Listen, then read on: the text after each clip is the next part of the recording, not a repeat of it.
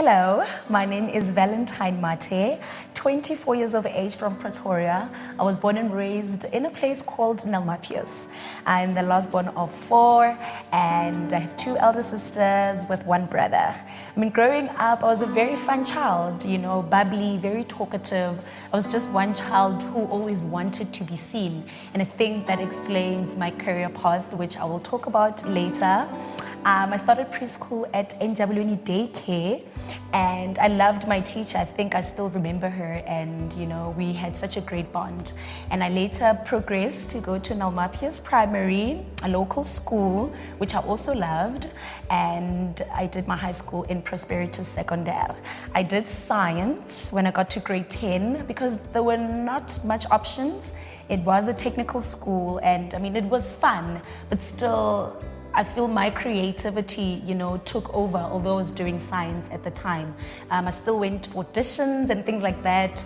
I just always had that itch, man. And so I started singing. I can't really remember like a specific age, but I know from preschool at a very young age, I was like already leading the prayers and things like that. And also my personality, you can't ignore it. I've just always been that child, I've been woke all my life, if I can say that. Going to primary, if I would say, that's when I started like doing auditions. I remember my mom took me to a YoTV Maggie 2-minute noodle, and that was one of my first auditions, if I would say. I was in grade 6 or grade 5, if not mistaken. I think that's how the whole music entertainment industry thing started for myself. And I mean, that's primary, so I was still very young. But as I've mentioned, my personality was it always just burst. So I started singing at a very young age.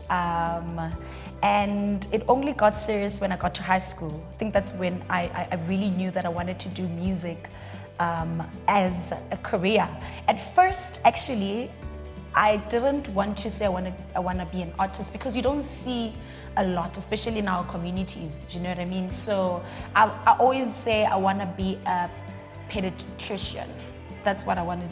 That's what I wanted to be, or I thought I wanted to be, because I was so shy and ashamed to say I want to sing for a living, But when I got to high school, I realized that no, man, this is actually what I love. It's what I want to do. And I started singing at church. Actually, started singing at church, worship team, youth choir, the vibes. I remember my pastor, my youth pastor, Mr. Mabena. He was the one who opened my eyes to, so to say, a very good leader, and he made us do all these songs, and it was very serious. It was very serious. So I think also that's when I actually sang for a big audience, although it was church members, but it was my first big audience, so to speak. And then my fondest memory also, high school matric ball. I would say that was my gig. But really, I wasn't booked or anything. I just went up to my teacher and said, hey, I can sing. I want to sing. And she was like, okay, show us what you have. And I remember everybody going crazy. I sang Miley Cyrus, The Climb. I still remember.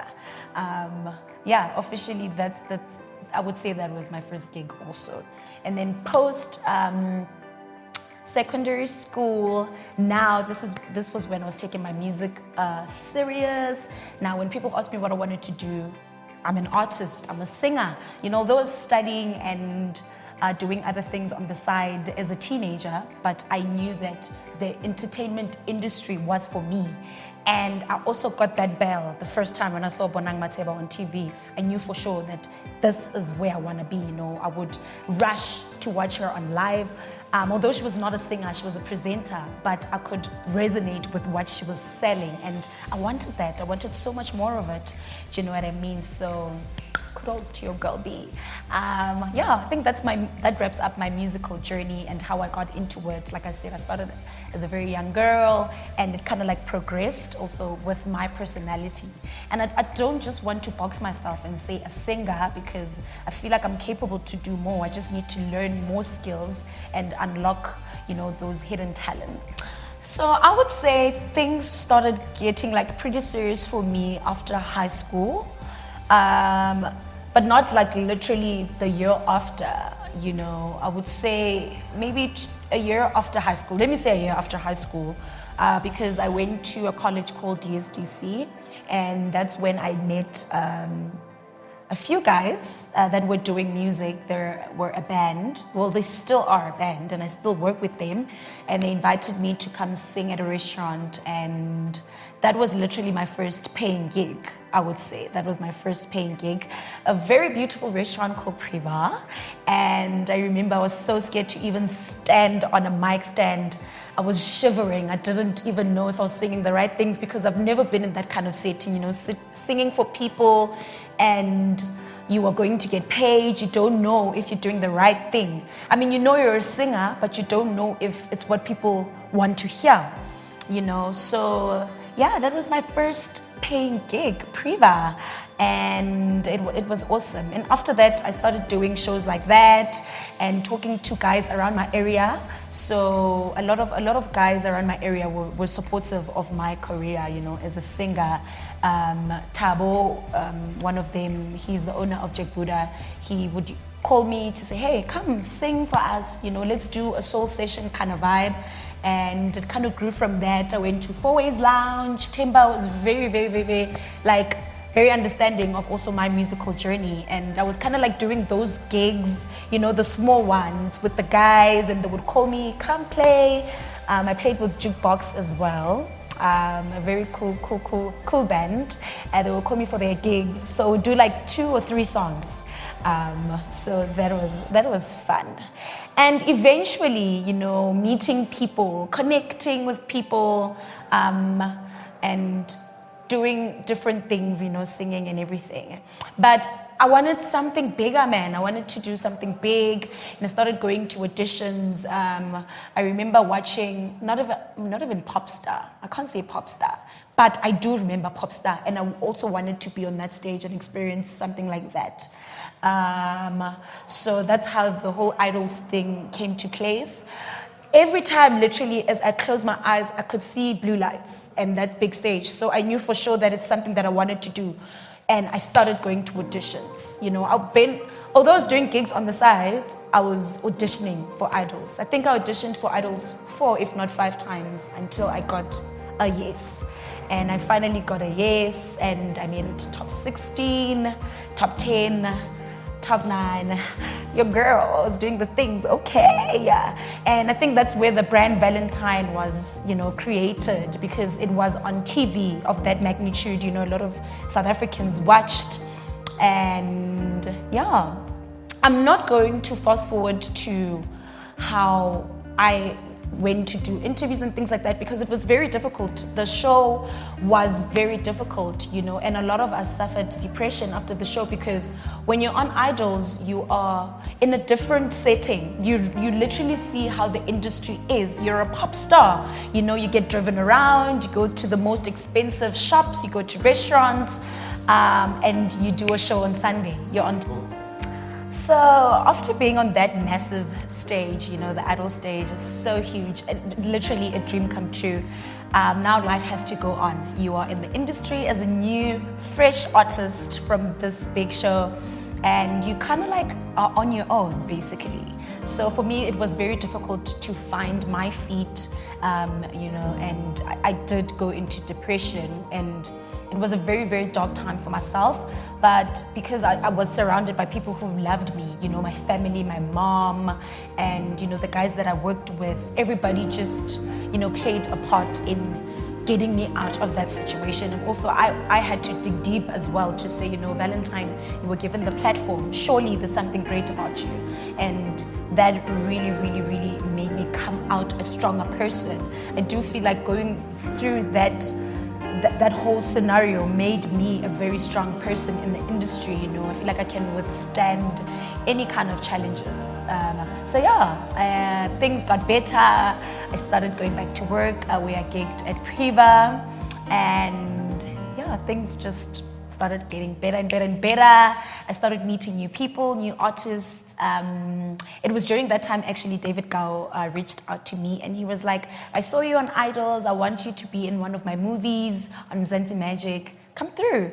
And I went and I was on Mzansi Magic, one of the Lokshin bioscopes. That was nice. I did that.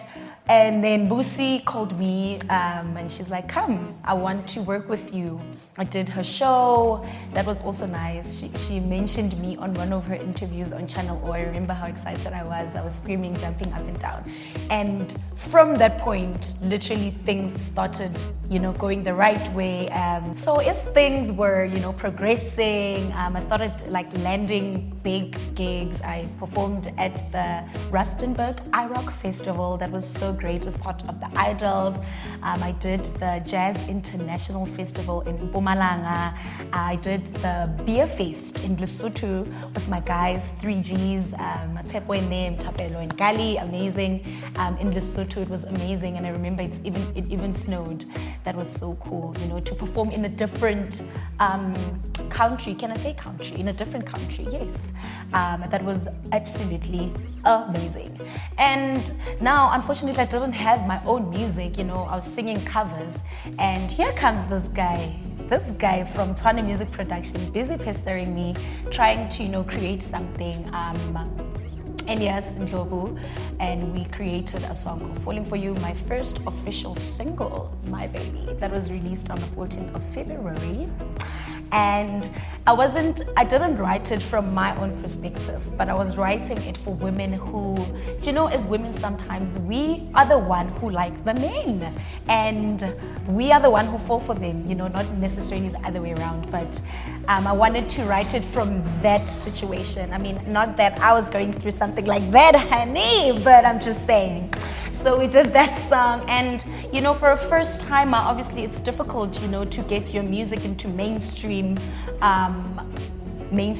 television, radio. It was very difficult, but we pulled through. I think here and there we did amazing things. We went to Power FM, we went to Massive Metro, I went to Espresso. That was amazing. We shot the video, and it was incredible. The music video recently played on Channel O, and that was a life-changing experience.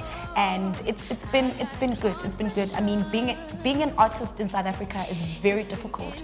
It requires a lot from you because you get so many no's, and even as I'm sitting here, there's so many no's that I'm getting, but because it's what I do for a living, I don't see myself doing anything else. I have to continue. I have to fight and knock on those doors. So yeah, right now what I see for myself is an award-winning artist, a baby girl. I want to hear my songs on radio, and I'm working on an EP. Hopefully we'll start recording soon. I'm writing, and that's going well. I really want to give people a taste of who Valentine is. I love R&B, I love soul, I love Afropop, and that's what I want to give in my EP. And building up to the album, hopefully. Time will tell. But so far, that's what we've been busy with, myself and Elias Ndlovu, Tshwane Music Production. So with everything that I've done, I've just quite surprised myself, and it's been a very difficult journey, but it's been very rewarding. Those small achievements that you get, whether performing on Espresso, being on the Idol stage, working with big artists, such as Busi, Donald, whoever that I've worked with, it has been rewarding, and 5 years, 10 years from now, I'd really like to see myself as a well-established artist, touring South Africa, Africa, the world, the world is my oyster. So I'm just gonna take it, head on strong, and just keep on creating.